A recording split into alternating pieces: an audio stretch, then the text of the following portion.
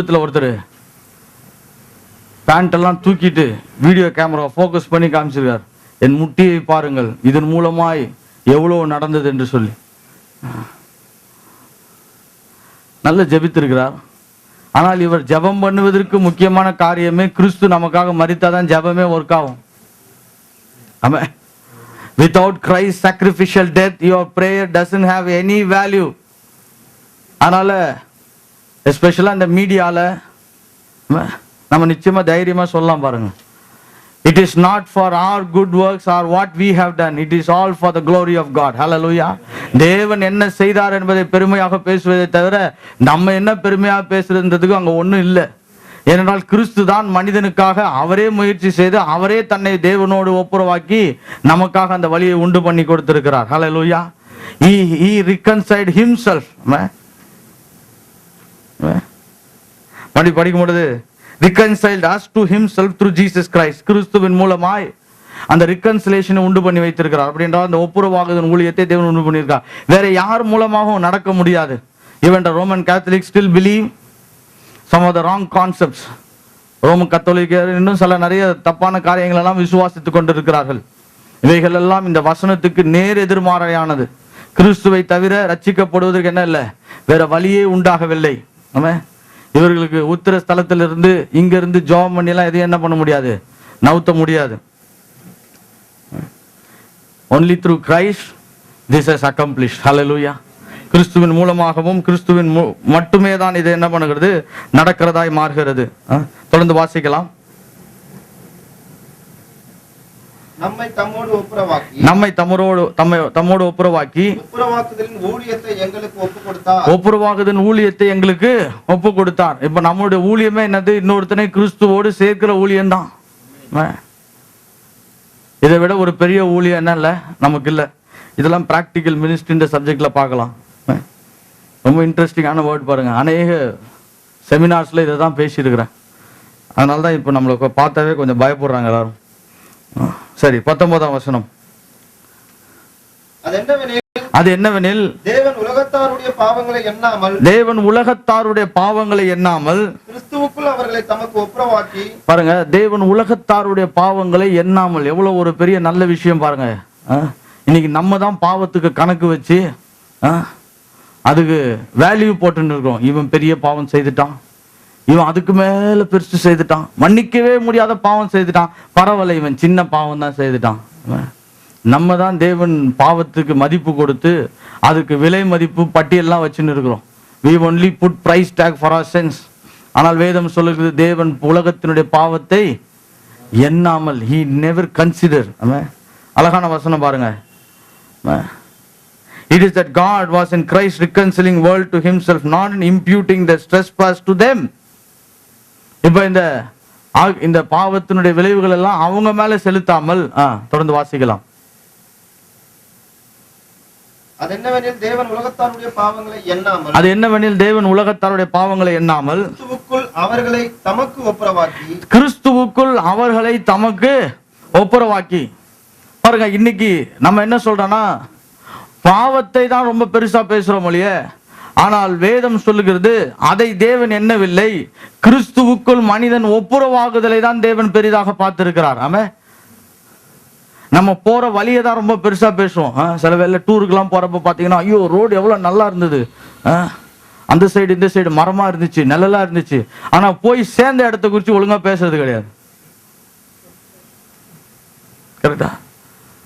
நிச்சயமாகவே நாம் போன பாதைகள் மிகவும் அலங்கோலமான பாதைகள், பாவமான சிந்தனைகள் உள்ள ஏரியா.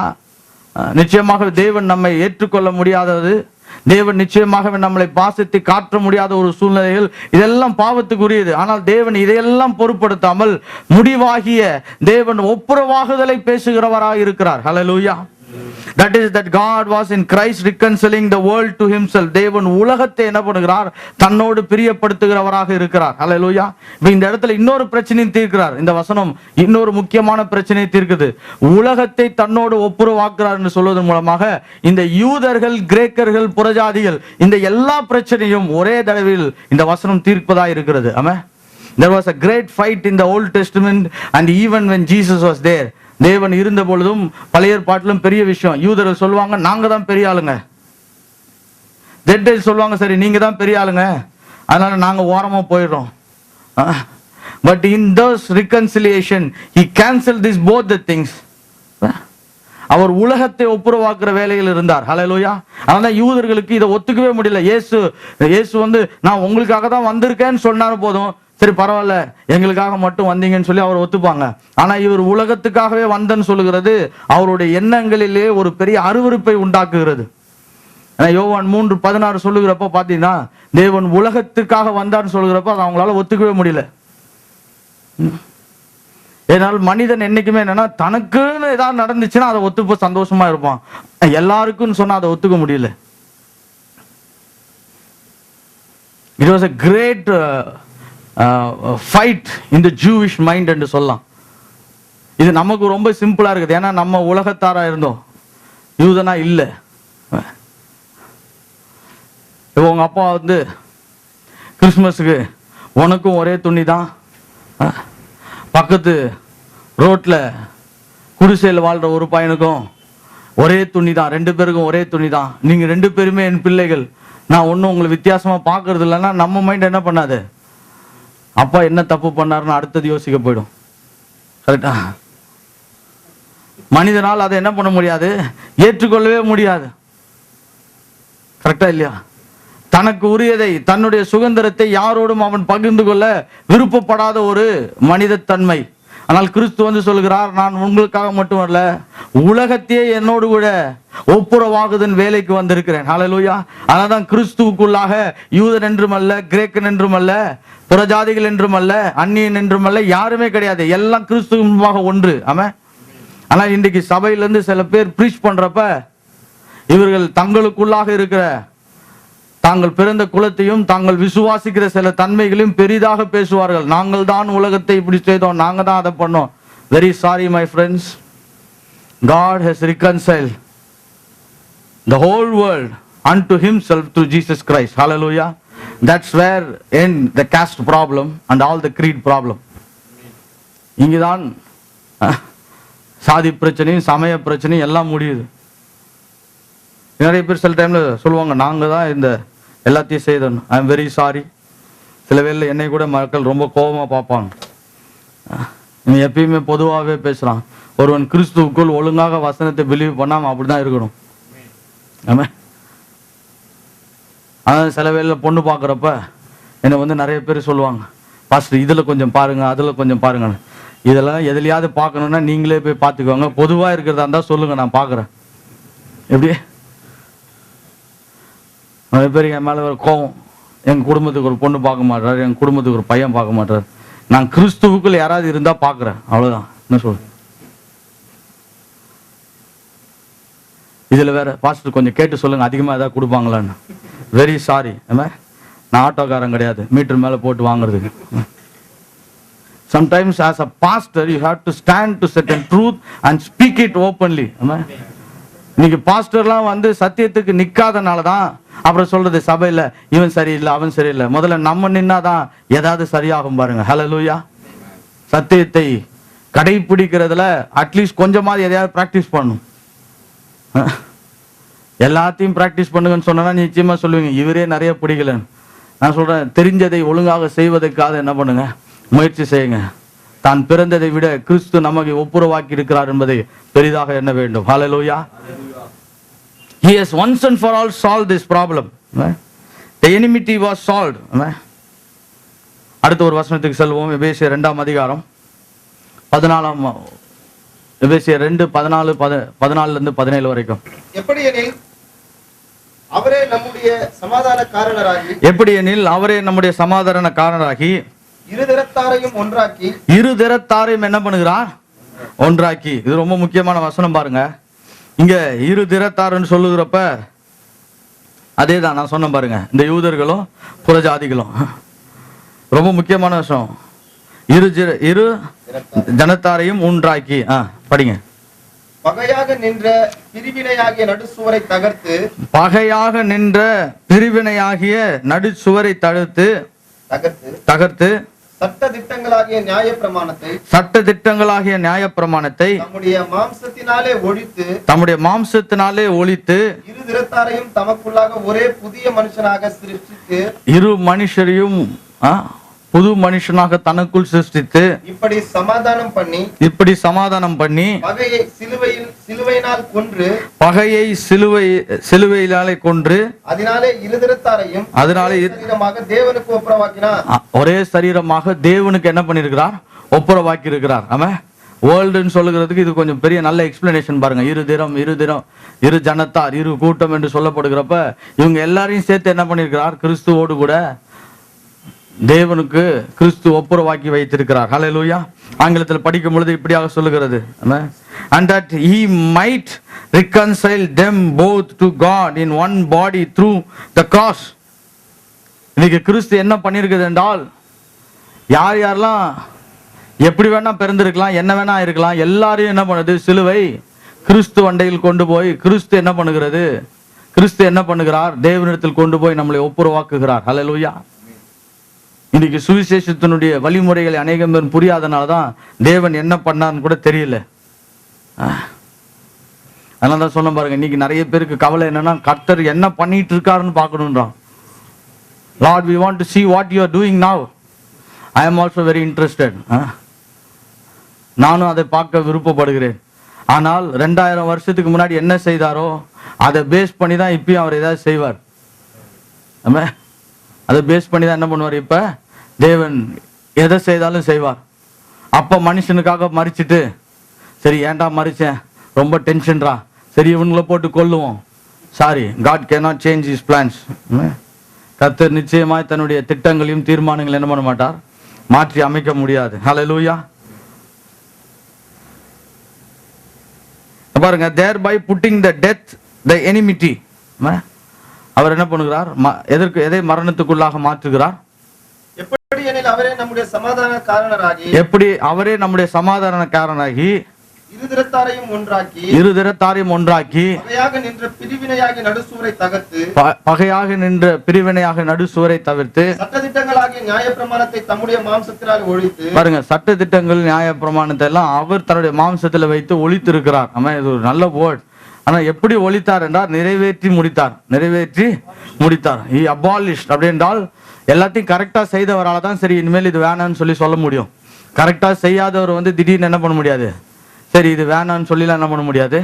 விட முடியாது. சில வேளை மக்கள்லாம் பிஸ்னஸ் ரன் பண்ணுவாங்க, திடீர்னு இதை வேணான்னு விட்டுட்டேன்னுவாங்க. எனக்கு ஒரே சந்தேகமா இருக்கும், ஒழுங்கா பிஸ்னஸ் போச்சான்னு கேட்பேன் ஃபர்ஸ்ட். இல்ல அது போற மாதிரி இல்லை, அதனால தான் விட்டேன். அப்படின்னா என்ன சொல்லணும்னா, திவால் ஆற மாதிரி இருந்து மூடிட்டேன்னு சொல்லணும். கரெக்டா? எப்போ ஒருத்தன் விட்டுட்டேன்னு சொல்றான் அப்படின்னா நல்லா நடந்துட்டு இருந்தது, சரி இது போதும்னு நான் விட்டுட்டேன்னு சொல்றேன்னா விட்டுட்டேன்னு சொல்ல முடியும். அதே போல கிறிஸ்து எல்லாவற்றையும் சரியாக செய்ததினால் இது போதும் என்று சொல்லி அதை நிறைவேற்றி முடித்தார். ஆமா, he abolished. that does not mean அவர் லாபடி வாழல, ஏடா கூடமா வாழ்ந்தார்னு சொல்லல. நிறைய பேர் தான் சொல்லுவாங்க, இயேசு எப்படியோ வாழ்ந்தாரு நம்மளும் எப்படி. இல்ல, அவர் நியாயப்பிரமாணத்தை எல்லாவற்றையும் நிறைவேற்றி இருக்கிறார். நிறைய வேலை சில டைம் யோசிப்போம் பாருங்க, ஏன் அவர் சனிக்கிழமை உயிரோடு எழும்ப கூட, ஓய்வு நாள் சாகிறப்ப கூட என்ன பண்றாரு? அவரு ஓய்வு நாளை ஒழுங்கா செய்து முடிக்கிறார். உயிர்த்தெழுந்த பிறகு அதெல்லாம் என்ன பண்றது இல்லை, பெரிதாக பேசப்படுவதாக இல்லை. As a Jew, he has literally fulfilled everything that law demands. ஏன் அதை அவர் செய்தார்? தொடர்ந்து படிப்போம். அடுத்தது அதான் ரொம்ப முக்கியமான விஷயமா வருகிறது. சரி, இப்ப அடுத்த ஒரு வசனத்தை கடந்து சொல்லுவோம். கொலோசியர் 1:19-22. சகல பரிபூரணமும் அவருக்குள்ளே வாசமாயிருக்கவும், சகல பரிபூரணமும் அவருக்குள்ளாய், யாருக்குள்ளாக? கிறிஸ்துவுக்குள்ளாய் வாசமாயிருக்கவும், அவர் சிலுவையில் சிந்தின இரத்தத்தினாலே சமாதானத்தை உண்டாக்கி, அவர் சிலுவையில் சிந்தின இரத்தத்தினாலே என்ன பண்ணுகிறார்? சமாதானத்தை உண்டு பண்ணுகிறார். பூலோகத்தில் உள்ளவைகள் பரலோகத்தில் உள்ளவைகள் யாவையும் அவர் மூலமாய் தமக்கு ஒப்புரவாக்கி கொள்ளும். பூலோகத்தில் உள்ளவைகள் பரலோகத்தில் உள்ளவைகள் யாவையும் தமக்கு ஒப்புரவாக்கி கொள்ளவும் அவருக்கு பிரியமாயிற்று. இந்த ஒப்புரவாக்குதல் ஊழியம் ஏதோ வருத்தப்பட்டு வேற வழியே இல்லைன்னு, அவருக்கு பிரியமாக இருந்தது, அதை அவர் செய்கிறவராக இருக்கிறார். அது அவருக்கு பிரியமாக இருந்தது, அதை அவர் செய்கிறவராக இருக்கிறார். இந்த பாருங்க, ஒப்புரவாக்குதல் என்பது இப்படிப்பட்ட அர்த்தங்களை கொண்டதாய் இருக்கிறது. அப்படின்றால் ஒப்புரவாகுதல்னா ஏற்கனவே ஒப்புரவா இல்லை, அதனால இப்போ ஒப்புரவாகுதல் என்ன பண்ணப்பட்டது, நமக்கு அருளப்பட்டிருக்குது. இதுதான் இனிமேல் நடக்க போறதில்ல, ஏற்கனவே இது நடந்து முடிந்தது. ஆமாம், it's a finished work, it's a finished work. அதனால தான் இதை குறித்து பாடுவதில் நம்ம எப்பயுமே சந்தோஷமா இருக்கணும். சில வேளை பாடல் எழுதுவதற்கெல்லாம் இது ஒரு நல்ல ஐடியா பாருங்க. என்ன முடிஞ்சிருக்கோ அதை பாடுங்க. முடியாததெல்லாம் பாடுறது எப்படி, முடிஞ்சதை கூட முடியாததை பாடுறது இல்லை, முடியாததெல்லாம் பாடுறது. சரி, இப்ப இந்த ரிகன்சிலேஷன் என்பதை ஓரளவுக்கு என்ன பண்ணிட்டோம், பார்த்து முடிச்சிட்டோம். இப்ப டாக்டரின்ஸ் எல்லாம் எப்படி ஃபார்ம் ஆகுதுன்னா, ஏதோ ஒரு இடத்துல சொல்வதனால அல்ல, 4 இடத்திலும் என்ன பண்ணப்படுகிறது, சொல்லப்படுவதனால இது ஒரு மேஜர் டாக்டரினாக நம்ம என்ன பண்ணுகிறோம், கன்சிடர் பண்ணி அதன் மூலமாக சில காரியங்களை படிக்கிறவர்களாக இருக்கிறோம். இப்ப அடுத்த ஒரு விஷயத்தை கடந்து சொல்லுவோம். த 4th ப்ராப்ளம், 4வது பிரச்சனை என்னது,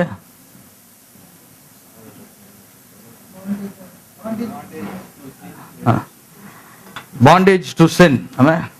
மனிதன் பாவத்திற்கு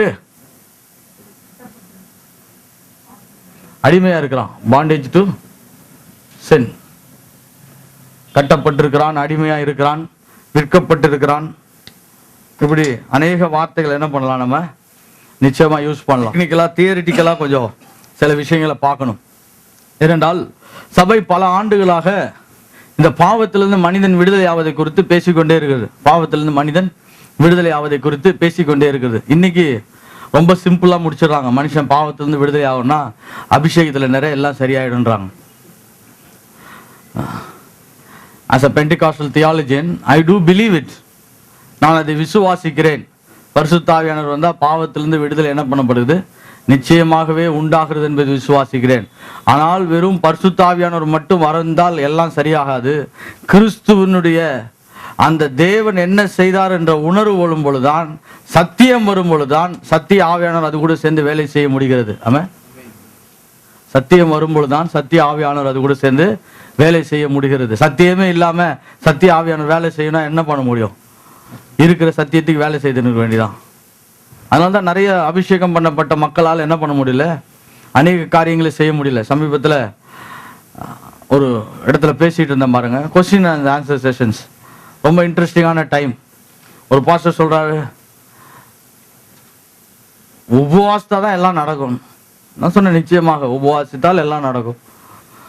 ஆனால் உபவாசம் இல்லைன்னா எதுவும் நடக்காதுன்னு சொல்ல முடியாது. உபவாசம் இல்லைன்னா எதுவும் நடக்காதுன்னு சொல்ல முடியாது. அதுதான் என்னுடைய கூற்று. உபவாசம் செய்தால் நிச்சயமாக நிறைய காரியங்கள் நன்மையாக முடியும். ஏன் நன்மையாக முடியும் என்றால், தேவனோடு பேசாதவன் கொஞ்ச நேரம் கர்த்தரோடு பேசுறான், அதுல நிச்சயமாய் நன்மைகள் உண்டாகும். ஆமாம், சிலர்லாம் உபவாசம் போட்டால் தான் ஜெபம் பண்ணுறாங்க, அதனால அவங்க அப்படியே போட்டுக்கிட்டு இருக்கட்டும், அதில் எந்த ஒரு பிரச்சனையுமே இல்லை. ஆமாம், சில வேளை உபவாசத்தை குறித்து நீங்கள் என்ன நினைக்கிறீங்கன்னு நிறைய கேள்விகள் இருக்கு. சமீபத்தில் ஒரு ஒரு பைபிள் காலேஜில் பேசி முடிச்சோன்னே பேட்டி எடுத்தாங்க, 20 நிமிஷம் இந்த கேள்வியெல்லாம் கேட்குறாங்க. உபவாசம் நல்லது, அதில் ஒன்றும் பிரச்சனை இல்லை. ஆனால் உபவாசம் இருந்தால்தான் எல்லாரும் செய்ய முடியும்னா தான் பிரச்சனை வருகிறது. அதே போல தேவனை குறித்து பார்க்கும் பொழுது நம்ம பாவத்திலிருந்து விடுதலை ஆகிறோம் என்பதற்கு சத்தியத்தின் அறிவு ரொம்ப முக்கியமான விஷயமாக இருக்கிறது. ஹல்லேலூயா.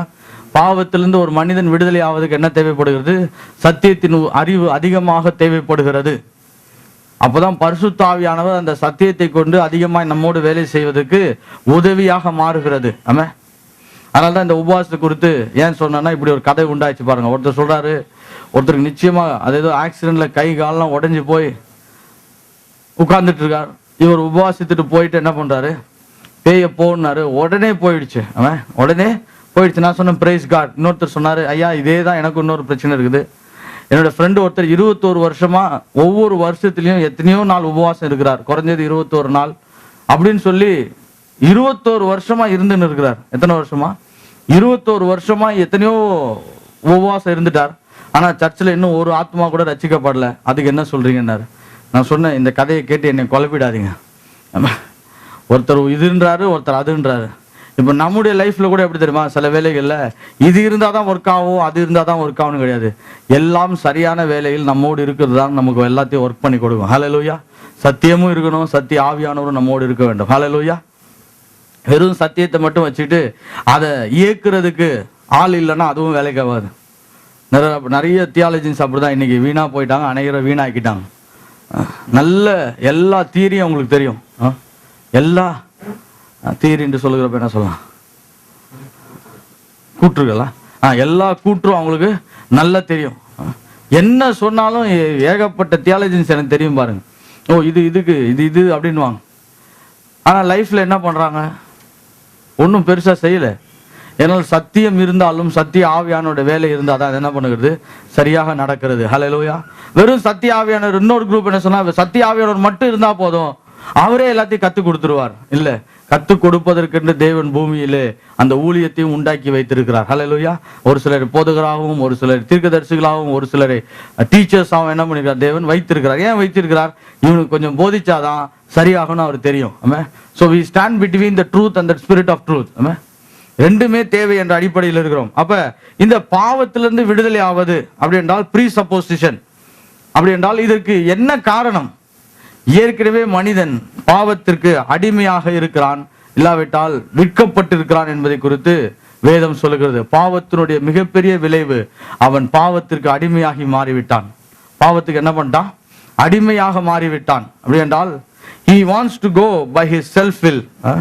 அதான் ரொம்ப முக்கியமான விஷயம் பாருங்க. சில வேளை மனிதர்களுக்கு அது ரொம்ப பெருசா புரியறதில்ல.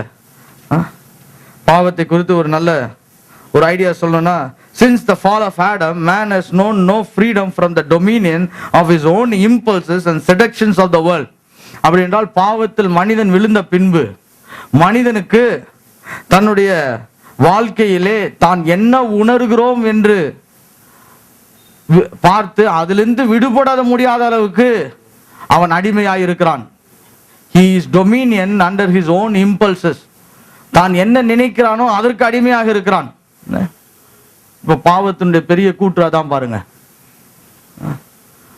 இன்னைக்கு சில வேலை இல்லை, மனுஷன் சொல்லுவான், நான் கூட குடிக்காம இருக்கணும்னு தான் நினைக்கிறேன், ஆனா என்னால பண்ண முடியல, இருக்க முடியல. நிச்சயமாகவே அப்படிப்பட்டவர்களுக்கு ஒரு பெரிய விடுதலை தேவைப்படுகிறது.